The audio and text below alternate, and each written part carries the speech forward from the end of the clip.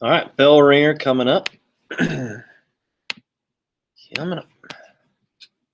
So, detail what McCarthyism is. How could the U.S. allow for McCarthyism to occur? There we go. So, tomorrow, how would I just give you a point for tomorrow because I want to make sure you guys have enough time for the quiz. If we have time at the end, then I'll present the bell ringer. But if not, I'll just give you the extra point. Does that sound good? Yeah? All right, cool. Cool.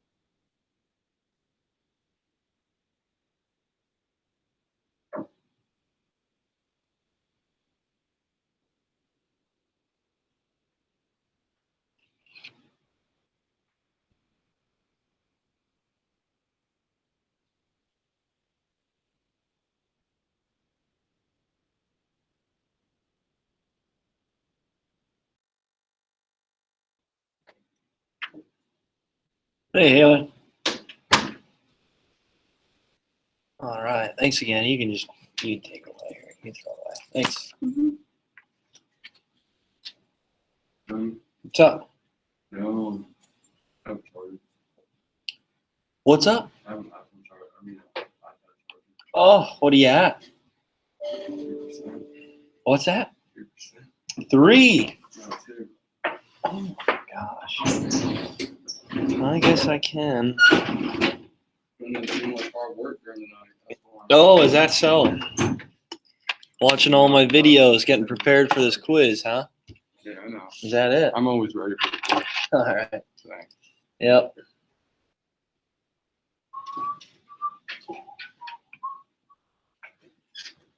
Okay. Here we go. Detail what McCarthyism is. What is it? What is McCarthyism?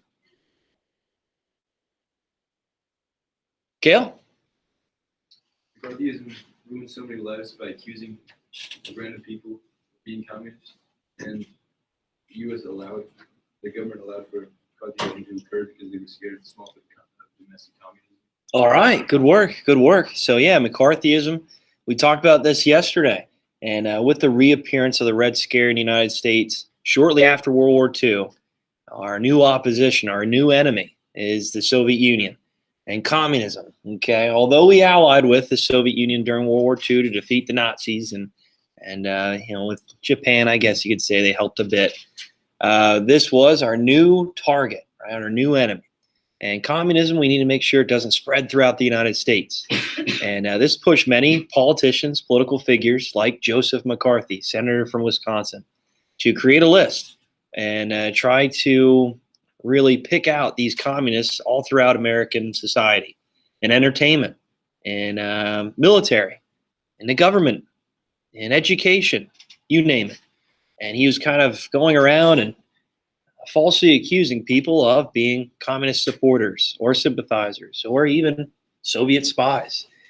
And with that being said, he pushed his limits too much, which, yeah, okay, I guess you could say there was a fear of communism spreading in the United States, but he used it to the extreme, to a point where even Nixon came involved to try to really try to place it onto politics and really promote his political party, saying that the Democrats weren't doing enough to try to take down these communists. And so this really became a fear, a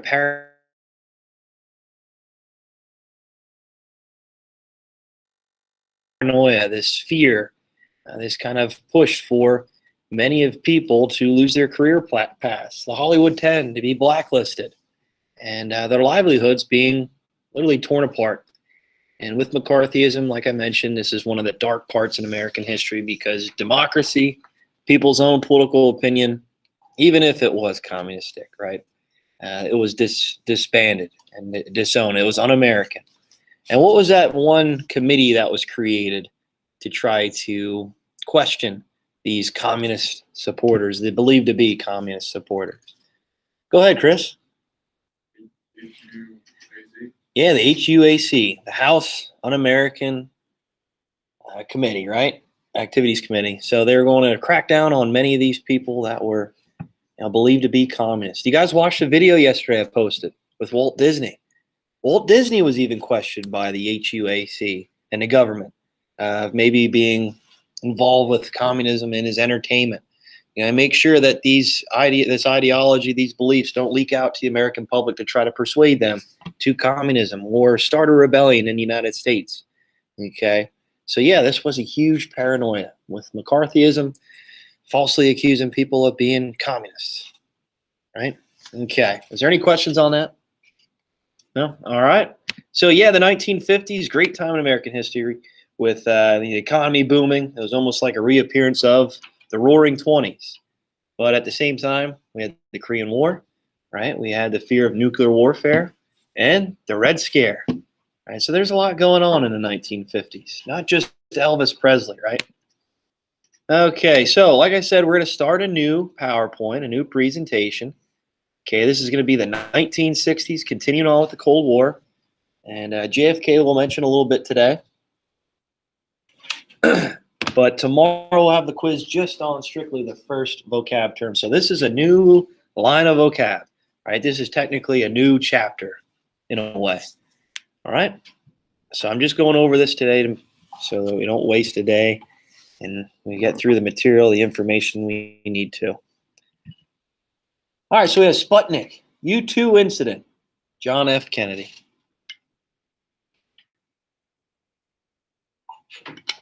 So things are still heating up. That door locked.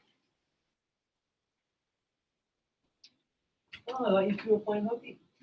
And we just got done with the bell ringer, so check it out then. You can ask Kaylee for it. And we're just working on vocab. So this is technically a new chapter. All right, so a new section of vocab. Tomorrow I'll check the first section along with we'll have our quiz. All right. How was your walk yesterday? Okay. Yeah. We went to that softball game. Holy cow, was that a good game. Anybody see it? Hear about it? We're losing 3-0 until the bottom of the 7th. The last inning. And we scored 4 runs. It was unbelievable. What a comeback. What a comeback. Heard your cards are wrong. What's that? You're gonna be harder.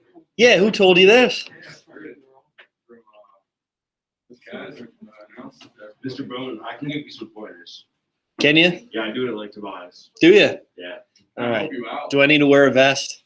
You probably should. Probably should. Yeah. Okay. Especially at night. Your bag and your mouth are Yeah, I do it for a living. pretty cool. I should have a whistle, like colored gloves on. Hey, not there. Yeah. So will this new chapter be on your quiz tomorrow? No, nope. This is a start of new one. I just want to make sure we get through the material by the end of the year. And we'll have the quiz just on that first section of notes, the vocab. Like I said, I just went down through the vocab to make the quiz. So as long as you know the vocab terms, you look over that list, you'll be good to go.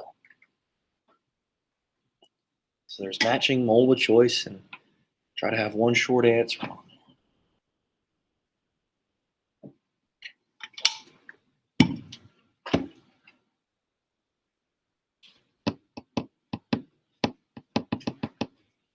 You guys need another minute?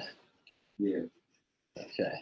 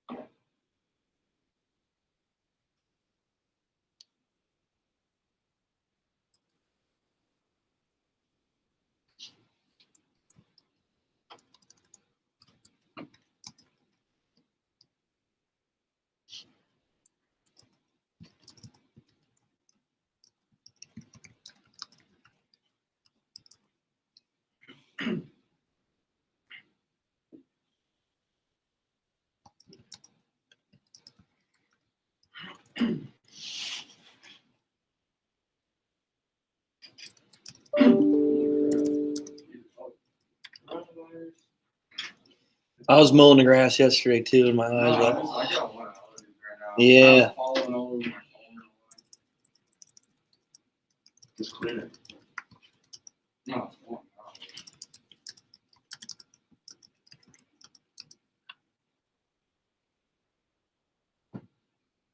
Where are you doing? Driving around the school park? Where are you doing? Oh, I was going home. That was, yeah, I came in at the end of 5th period.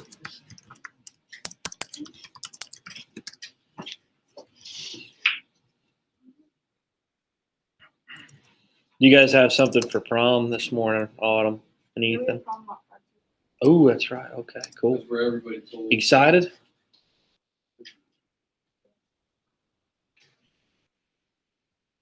Well, what do you have going on?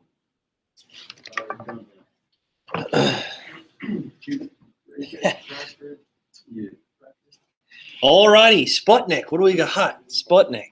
Shikari, what is Sputnik? First artificial Earth satellite.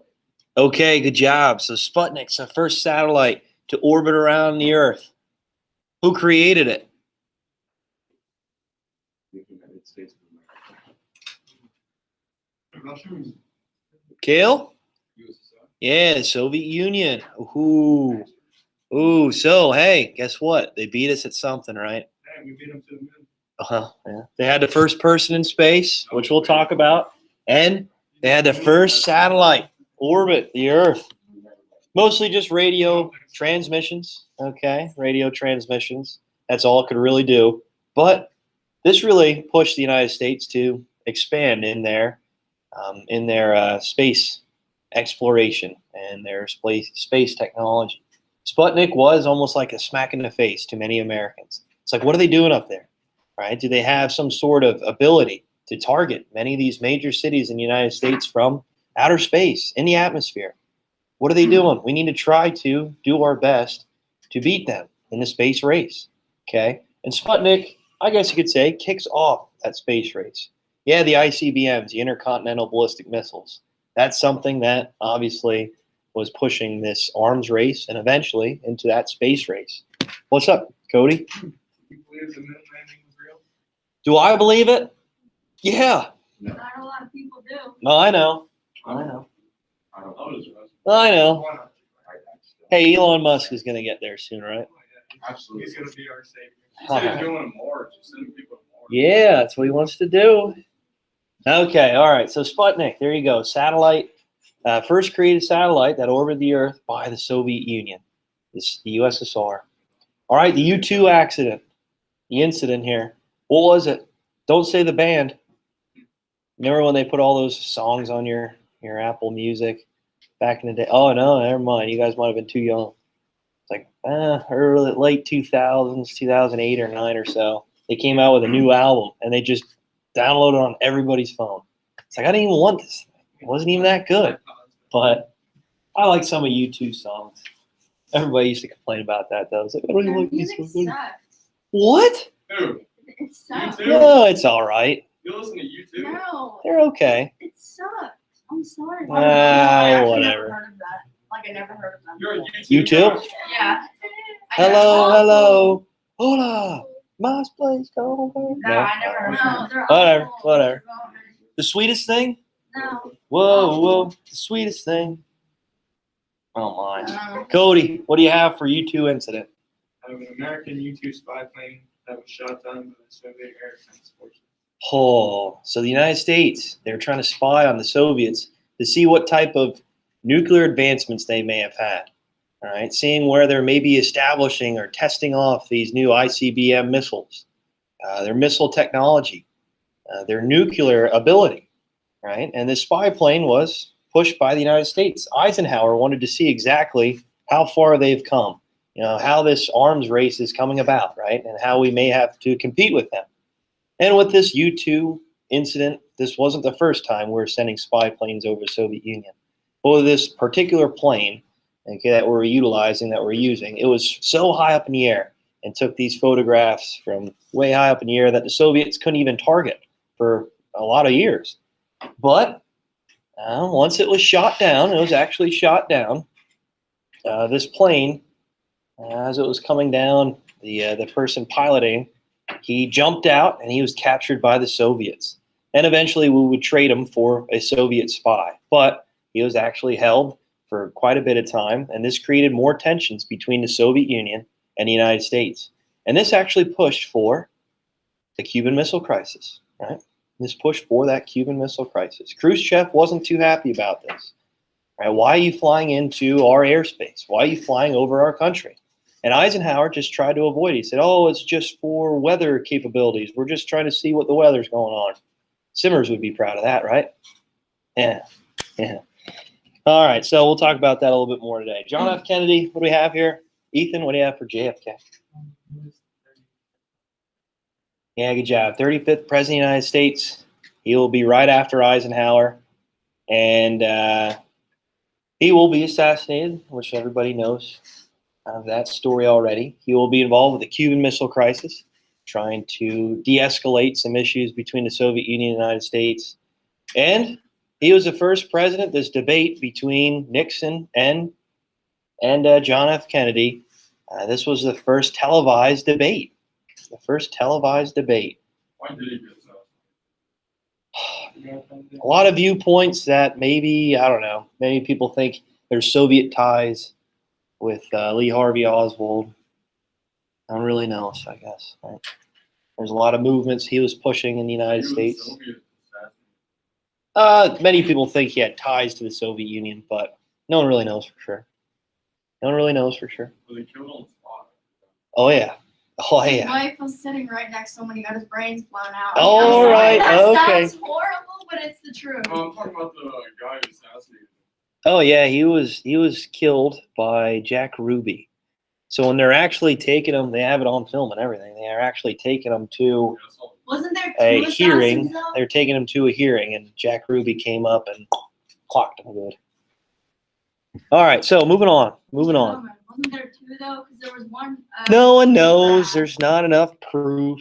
There's a lot of debate about it. There Yeah, was one the in a grassy building of knoll. some sort. Yeah, the grassy knoll. Okay. All right, so I should have put this up here, New Frontier. I'll talk about this a little bit more in detail next week. But this is JFK's platform, the New Frontier. What do you think that means? What do you think the New Frontier means? Just think about it a little bit. Think about it. So yeah, Sputnik's up in space. The New Frontier might be space, right? Yeah, okay. So that's part of his New Frontier. What else is a part of his New Frontier? You think he wants to maybe change the atmosphere in the United States? Oh, of course, yeah. So the Civil Rights Movement, okay, he's going to push for that. He's going to be a martyr for the Civil Rights Movement and how he's going to try to really expand, what was built off of the Brown versus Board of Education, that Supreme Court case we talked about yesterday. And obviously with this, with the diplomacy with the Soviet Union, how are we going to try to contain communism? How are we going to try to fight against the Soviet Union with the spread of communism all throughout the world and the space race? So he even said before he was assassinated that he wanted to try to put a man on the moon by the end of the decade, by the end of the 1960s. And when did we put a man on the moon? 1960. Jakari? 1960, end of the decade? 1969. 1969. So yeah, we achieved it. Yeah, there you go. There you go. All right, so the election of 1960. All right, so there's a lot of heat going on. Eisenhower was praised for being a pretty good president. But at the same time, many people thought he was a little too soft on communism. Maybe he didn't do enough. But we created the interstate highway system under Eisenhower's presidency. I raised the minimum wage. Okay, he put a lot of funding towards education and the expansion of these new ideas of missiles, ICBMs, and nuclear weapons and super weapons, right? Okay, he was defunding the military in a way, but he's only doing it because he wanted to expand in different avenues, all right, different strategies and different ideas of what the military should look like. So with that being said, the United States went through a recession, a short recession, okay, towards the mid to late 1950s. But like I mentioned, there was a lot of prosperity in the 1950s. A lot of it because of new creations of business and restaurants along the interstate highway system. And that's where we see a lot of these businesses, a lot of these forms of entertainment, alongside these forms of transportation, right? But there's a lot of spending, obviously, a lot of government spending to create this interstate highway system. And he did so because if there ever was an attack in an urban area, we could evacuate these cities pretty quick, right? We can evacuate them pretty fast. But if there was no national crisis, if there was no issues, then we could utilize it, the people, the citizens, to travel, to really live life to the fullest, and to see certain things all across the nation, all across the country, and see the beauty of what we have to offer. And with entertainment, obviously. But anyway, Sputnik was launched in 1957. Okay, towards the end of the 1950s, mid to end of the 1950s, it looked like the Soviets were far ahead of us when it came to space exploration. Sputnik, like I said, it was more just with radio transmissions, okay, and communication. But not many people knew exactly what Sputnik could do. Many people thought this was the worst, that Sputnik could launch a nuclear warhead from space down on the United States and target many of these larger cities in the US. Again, everybody had no idea, right? It was just a question mark what the Soviets were doing up in space. And to try to combat against it, the United States had to pick up their own space exploration. And this pushed JFK, like I said, to establish this new frontier. Yeah, space, but also solve some internal problems in the United States, like the civil rights movement eventually, which will be pushed during the 1960s. All right, the Soviets developed long-range missiles, okay? So like I mentioned before, who had the advantage in the 1950s when it came to, I guess you could say, having these ICBMs and making sure the country doesn't act out or be aggressive in Europe and parts of Asia? Cody? What's that? All right, so kinda.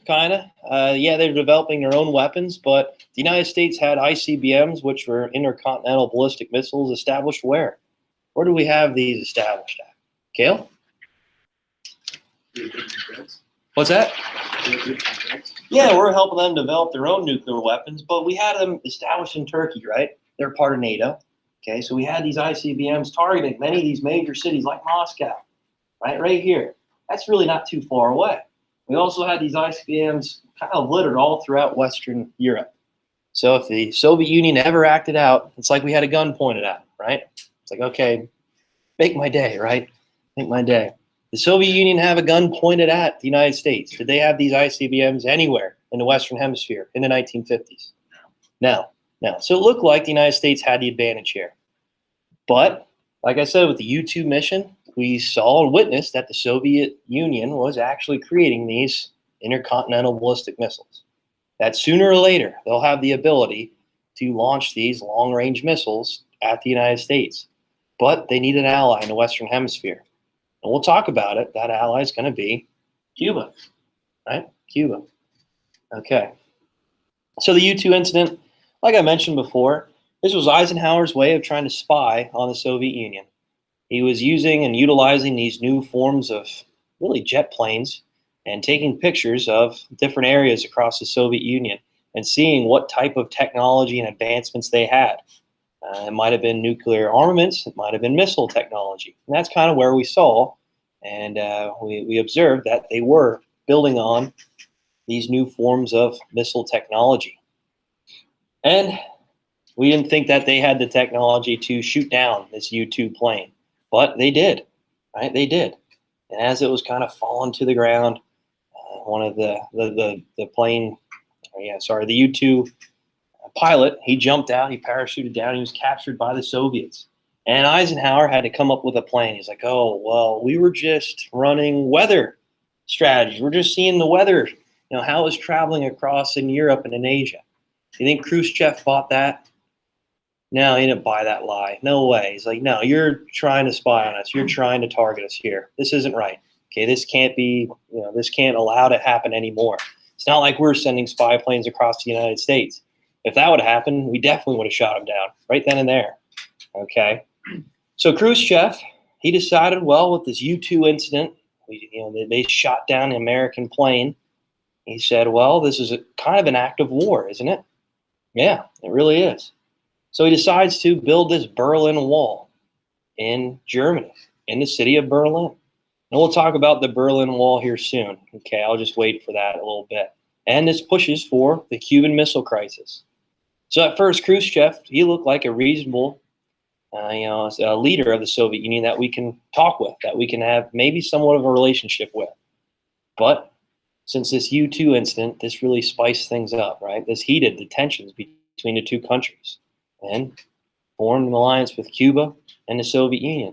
And communism would spread to, the Western Hemisphere. Not good, not cool, not cool. And at the same time, this was the Soviet Union's way of building this Berlin Wall to try to divide Berlin, the capital, even more in Germany. All right, real quick, the election of 1960. So JFK versus Richard Nixon. Okay, we'll talk about Nixon a little bit later in his Watergate scandal. But this election really was about, I guess to say, depiction, right? And how this was someone that the people, the citizens of the United States wanted. They never had a young president. Okay, they never had someone that looked the way he did running for president. And many people believe that the Democrats thought this was their best chance of winning. Well, it worked. It worked. So Nixon, again, kind of a part of this McCarthyism. He was kind of losing some support from the people as he was trying to, really target these communists all throughout American society. And but he had a strong backing. Eisenhower was a successful president. There was a recession in the 1950s, but at the same time, many Americans supported the Republican Party and how we're going to be try to be tough on the Soviet Union with this Cold War, right? But the Democrat nominee, 43 years old, pretty appealing, pretty handsome man, right? He was kind of inexperienced, which many people said was his downfall. He didn't have any diplomacy. He didn't have any talks with other countries to try to de-escalate situations, which we'll talk about the Cuban Missile Crisis. He does a pretty good job at avoiding a nuclear war. But anyway, Kennedy and Nixon took part in the first televised presidential debate on September 26, 1960. And it's going to be huge, right? Especially for the citizens in the U.S. You're going to see your typical, older man in Nixon running for president, and you're going to see a young, energetic, a man that was good with words, debating.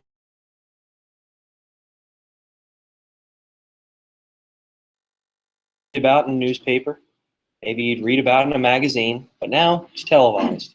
Now it's on a picture where people can see who this nomination is, who this person is. They can hear him speak like he's standing right in your living room. Okay, so the television really changed the dynamics of politics. And many people believe the Democrats did this as a way of trying to steal a lot of votes from the Republicans. And hey, it worked. It worked. Going for a younger man, that kind of is not, I guess, distant from current life, right? We always want to make sure that we have a president that's a little bit younger. That's not so old and out of touch with reality in a way. Okay, you guys good with that? Hang on. Hang on. But like I said, Nixon, vice president of Eisenhower, he thought he would just ride the popularity, the support that he had from Eisenhower and his presidency. So this is what it looked like. Here is Nixon, and we have JFK duking it out on TV, the first time ever, televised political debate. Like I mentioned, JFK kind of stole the hearts of American people, especially the women, right? And they were really enthusiastic by his energy, by his youth. And Nixon tried to pick apart his inexperience. He said, oh, he's too young. There's no way he can debate with the Soviet Union. There's no way. But this was a change, right? Especially with television. This is a change where maybe they can push for a younger candidate. So the TV results, last slide here, guys. 70 million viewers tuned into the debate. That's a lot, especially during that time. Nixon was an expert on foreign policy, and like I mentioned, he tried to pick apart JFK's inexperience. This guy's younger. He has no clue. He has no ability to, discuss foreign diplomacy with the Soviet Union. We're in a Cold War here, right? We need to talk things out to try to prevent nuclear warfare. With this younger man that has no experience talking it out with the Soviet Union, why would we want him as a leader? Well, like I mentioned, many people like the idea of a younger president, someone that's energetic, someone that had the looks, right? Not your typical presidential candidate. And he was a great speaker, great speaker. World War II vet, right? World War II vet. Many people respected that. All right, but anyway, like I mentioned, image would play a role in politics from here on out. Since the development of the television and now that things were broadcasted like this, like the presidential debate, okay, people actually supported the image of what the president should look like. Okay, and totally changes politics just with the development of the television. All right, does that make sense, guys? You go to that? Okay, I'll freeze it here, Ja'Cory, so you guys have it. Okay. And that's all I got for today. We'll talk about JFK a little bit more next week. So tomorrow, again, quiz. Got our quiz tomorrow. So look over those vocab terms. I will check the vocab terms. Those you at home, please submit those. Take care.